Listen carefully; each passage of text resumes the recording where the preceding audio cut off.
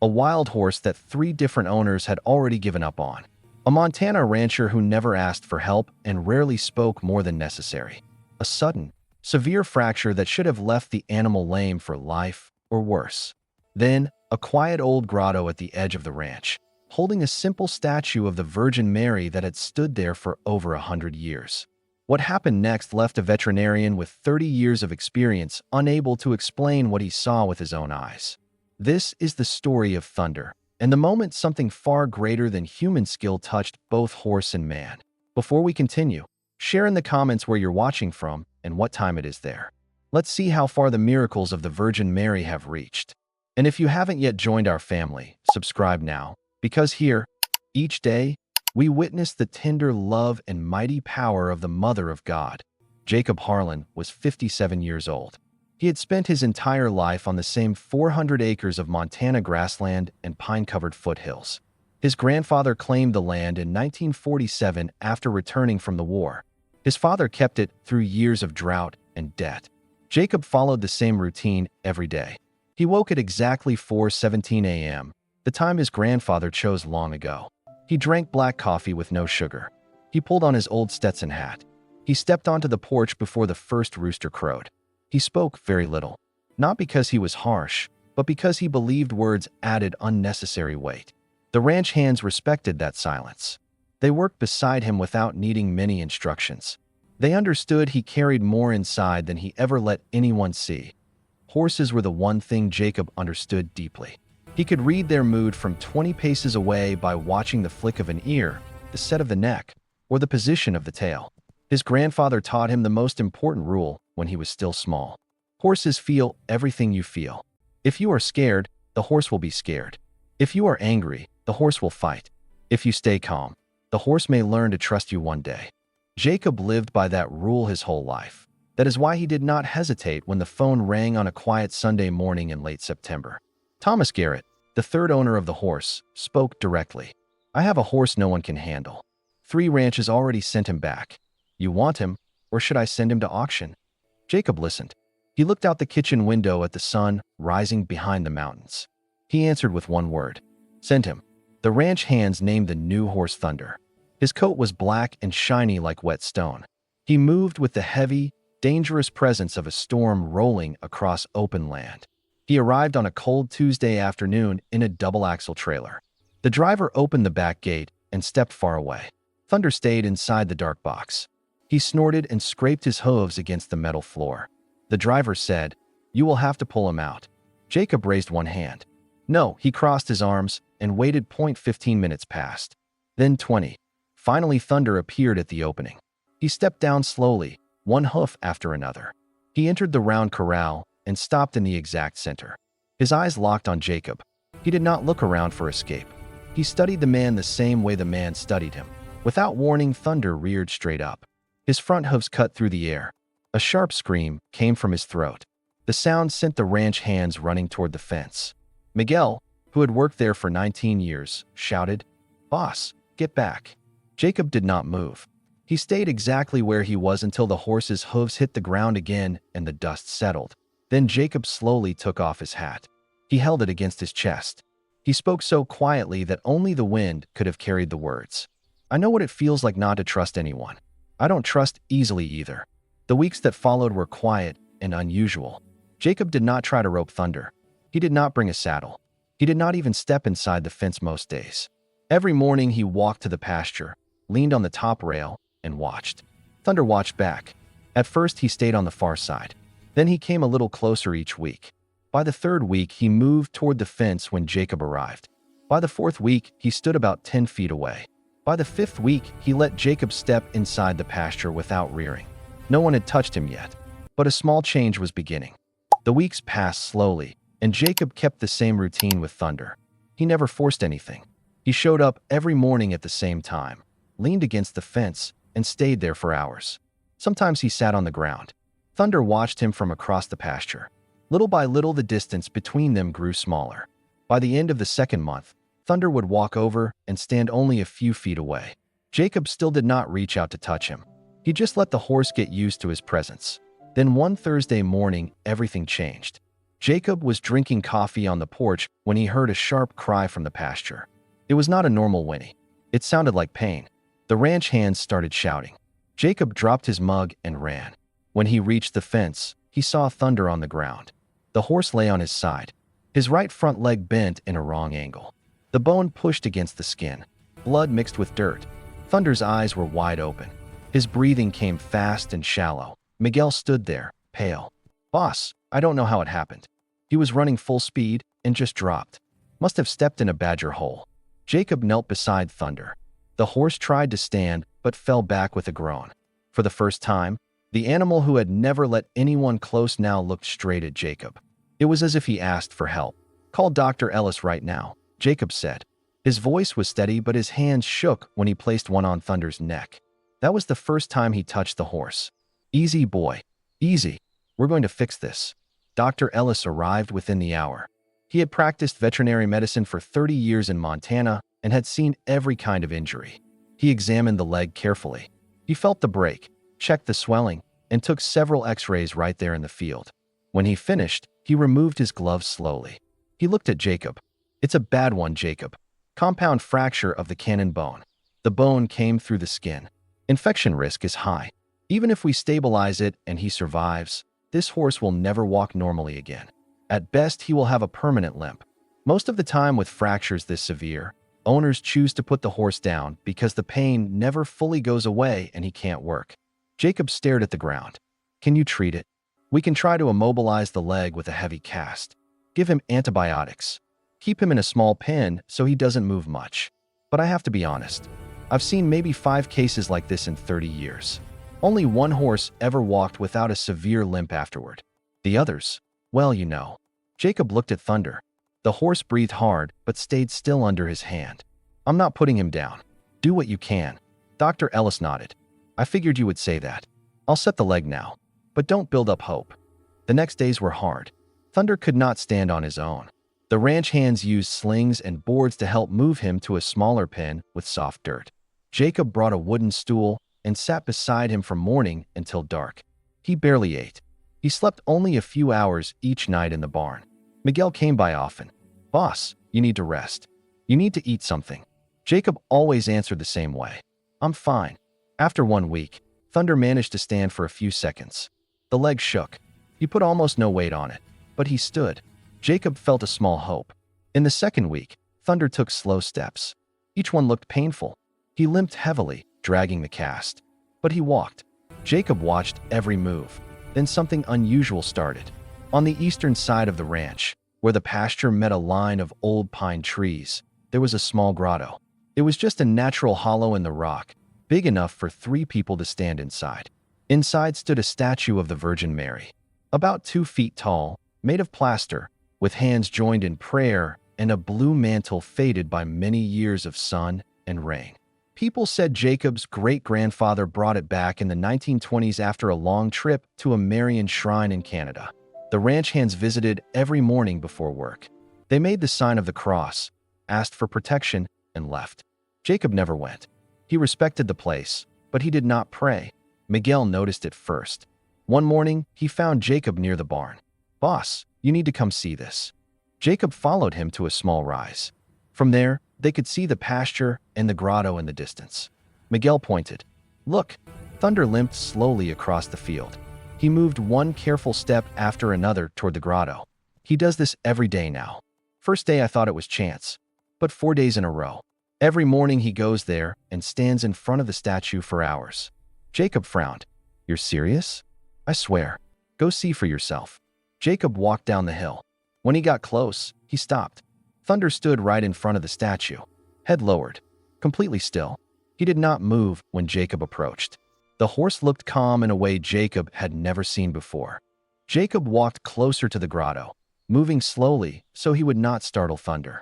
The horse did not lift his head or step away. He stayed exactly where he was, standing still in front of the statue. His injured leg rested lightly on the ground, the heavy cast covered in dust. Jacob stopped a few feet behind him. For several minutes, neither moved. The only sound was the soft whine through the pines and Thunder's steady breathing. After that first day, the visits became a daily pattern. Every morning, no matter the weather, Thunder limped across the pasture toward the grotto. If it rained, he stood under the rock overhang. If snow fell, he waited until the ground cleared a little before going. He always positioned himself in the same spot, right in front of the statue, head slightly lowered, eyes fixed on the faded blue mantle and the joined hands. He stayed for hours, sometimes until the sun climbed high. Then he turned and limped back to the pen. Miguel talked to Jacob about it several times. "Boss, this isn't normal. Horses don't do things like that. He picks that exact place every single day." Jacob listened but said little. "Maybe he likes the shade," he answered once. Miguel shook his head. "There's shade everywhere else. He goes straight there, like he knows where he's going." One morning, about a week after the accident, Jacob could not sleep. His mind kept returning to the fracture, to Dr. Ellis's words, to the way Thunder looked at him when he was down. Before sunrise, he put on his boots and walked to the small pen. Thunder was already awake, standing at the gate. Jacob opened it. "All right, boy, let's go together today." He walked beside the horse across the pasture. Thunder moved slowly, careful with each step. The cast dragged slightly, but he kept going without hesitation. When they reached the grotto, Thunder took his usual place in front of the statue. Jacob stood next to him. The sky began to lighten behind the mountains. Golden light slipped through the opening in the rock and fell across the plaster figure. The old colors seemed to glow for a moment. The blue mantle, the white veil, the gentle face. Jacob looked at Thunder, then at the statue. Something moved inside his chest. He could not name it. He had not felt anything like it in many years. Without thinking, he took off his hat and held it in both hands. He stood there in silence beside the horse. He did not know how to pray. He had not been inside a church since his grandfather's funeral decades earlier. But he stayed. For the first time in a long time, he felt calm. Not the forced calm he used every day to get through work. A deeper quiet that settled into his bones. After about 20 minutes, Thunder shifted his weight and started back toward the pen. Jacob walked with him. "You're a strange horse," he said quietly. The days continued. Thunder kept going to the grotto every morning. Jacob began to watch more closely. At first, he told himself the changes were small, probably his imagination. But they were there. On the third day after the sunrise visit, Thunder started putting a little more weight on the injured leg. The limp looked less severe. Jacob called Miguel over. "Watch him walk. Tell me what you see." Miguel studied the horse for a long time. "I don't know, boss. Maybe he's limping less. But it could be wishful thinking." The next day, Jacob watched even more carefully. He noted every step. The difference was clearer. Thunder placed the casted hoof down with more confidence. He did not drag it as much. By the fourth day, the limp had reduced noticeably. Jacob stood by the fence and muttered to himself, "This isn't possible." On the fifth day, it happened. Jacob was in the main corral when he saw movement across the pasture. Thunder, who had been standing quietly, suddenly broke into a trot, then a canter, then a full gallop. He ran from one side of the field to the other, mane flying, hooves pounding the earth evenly. No limp, no hesitation, no sign of pain. Jacob felt his knees go weak. He grabbed the rail to steady himself. "Miguel, Miguel, get over here." Miguel came running. Jacob pointed. "Look at him. Look at Thunder." Miguel stared. His mouth opened. That's not possible." Jacob nodded slowly. "That's exactly what I'm saying." They stood frozen, watching the black horse run as though the fracture had never happened. Jacob pulled out his phone and called Dr. Ellis. "Doctor, you need to come here right now." Dr. Ellis sounded concerned. "What happened? Did he get worse?" Jacob answered, "No. The opposite. You need to see this with your own eyes." Dr. Ellis arrived less than an hour later, carrying his medical bag and a portable X-ray machine. He stepped out of his truck looking concerned. Jacob met him at the gate and led him straight to the pasture without many words. Thunder was still moving freely on the far side of the field. When the horse saw them, he turned and trotted closer, then stopped a short distance away. Dr. Ellis stared. "My God." Thunder stood calm. No limp, no favoring the leg. The black coat shone in the afternoon light, and he held his head high. The veterinarian walked forward slowly. Thunder did not back away. For the first time, the horse allowed a stranger to approach without tension. "Can I examine him?" Dr. Ellis asked. Jacob nodded. "Go ahead." Dr. Ellis ran his hands along the right front leg. He pressed gently on the cannon bone where the fracture had been. He flexed the joint. He checked for heat, swelling, or pain reaction. Thunder stood perfectly still. No flinch. No pull away. The vet straightened up, face pale. "There's nothing here." "What do you mean nothing?" Jacob asked. "The fracture is gone. The leg is perfect. No callus. No scar tissue you can feel. Full range of motion. It's as if the break never happened." Jacob felt a chill run down his back. "Are you sure?" Dr. Ellis wiped his face with the back of his hand. "Jacob, I've been doing this for 30 years. I saw the original x-rays. I saw the compound fracture. I put the cast on myself. That kind of break takes months to heal properly, even with surgery, and usually leaves the horse lame. This healed in under 3 weeks. Completely. It defies everything I know about bone repair in horses." They stood in silence for a long moment, watching Thunder. The horse turned his head toward the direction of the grotto, then back to Jacob. Dr. Ellis finally spoke. "What do you think happened?" Jacob looked toward the line of pines. "I don't know, doctor. I really don't know. But I know what I saw." The next morning, Jacob went to the pasture with a saddle in his arms. The ranch hands stopped their work to watch. Miguel stepped forward. "Boss, are you sure? That horse never took a saddle before." "I know, but let's find out." Jacob approached slowly. Thunder watched the saddle, then looked at Jacob. He did not move. Jacob lifted the saddle and placed it gently on the horse's back. Thunder stayed still. Jacob tightened the cinch. No reaction. He slipped the bit into the mouth. Thunder accepted it without resistance. Jacob put one foot in the stirrup and swung up. Thunder stood quiet. No buck. No rear. Nothing. Jacob took the reins. "Walk on, boy." Thunder stepped forward calmly. He walked in a smooth circle around the corral. Then he trotted when Jacob asked. Then he cantered. Every command was perfect, as if he had been trained for years. Jacob guided him out into the open pasture. Thunder obeyed without hesitation. In the middle of the field, Jacob stopped him. He sat there on the horse's back, looking out at the blue Montana sky and the distant mountains.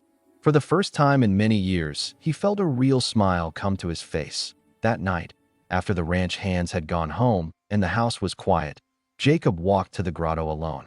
The full moon lit the path. He stumbled once or twice on roots, but he kept going. When he reached the opening in the rock, he stopped. The statue of the Virgin Mary stood, as always. Moonlight fell across her face. It looked almost like she was smiling. Jacob took off his hat. He stood in silence for a long time. Finally, he spoke, his voice low. "I don't know how to pray. I never learned properly. My grandfather tried, but I was too stubborn. Always was." He paused. "But I saw what happened to that horse. I saw him go to you every day. I saw him stand there for hours. I saw his leg heal when no one thought it could. I saw him turn from wild to gentle. I don't know if it was you. I may never know. But I had to come here and say thank you. For him.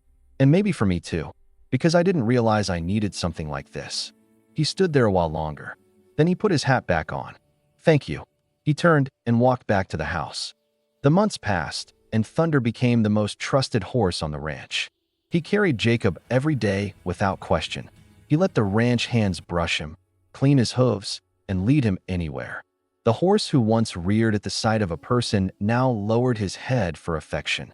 Visitors from neighboring ranches came to see him. Some were veterinarians who had heard the story. They examined the leg again and again. Every time they said the same thing.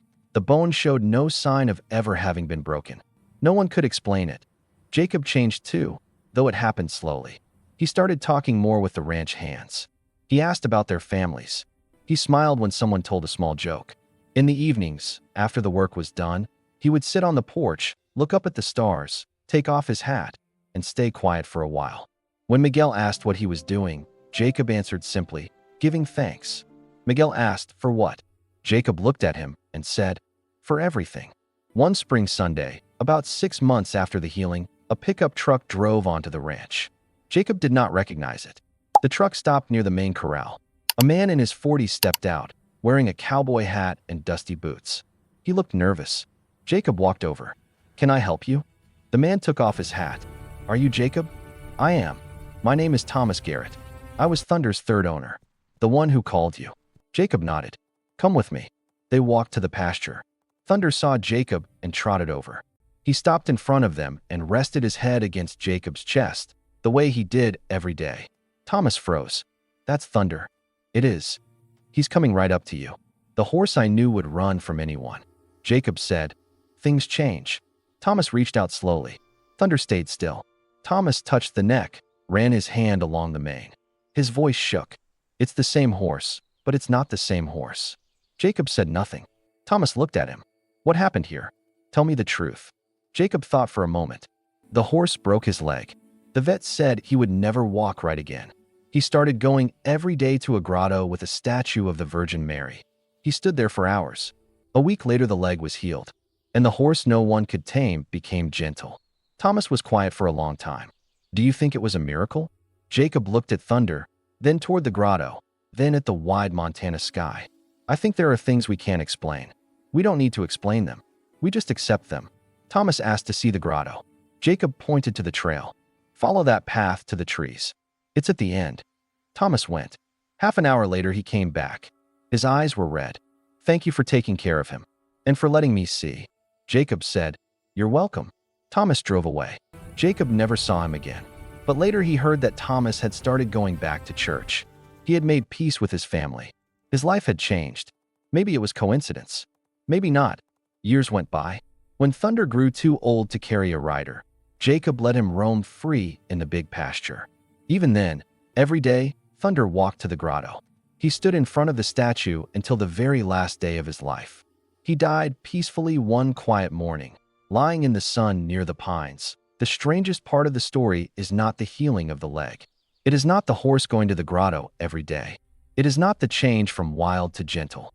The strangest part is what happened to Jacob, the man who never showed emotion, the man who solved everything alone, the man who never asked for help. He changed. He opened his heart. He gave thanks every day. Some people say miracles are events that break the rules of nature. That may be true, but the greatest miracles are often the ones that happen inside a person. A wild horse became gentle. A closed man learned to trust and to thank. You can call it what you want. Jacob knows what he saw, and he has never been the same since Thunder. Before we finish, I want to invite you to join our prayer community for the Virgin Mary. It is a place of faith and hope where people from all over the world come together to pray and share the graces they receive. If you feel in your heart that you want to be part of this chain of prayer, click below and become a member of the channel today. Come pray with us. And if you made it to the end of Jacob and Thunder's story, do one thing for me. Write in the comments, "Thunder, the horse that no one could tame until something greater tamed him." I want to see how many hearts this story has reached.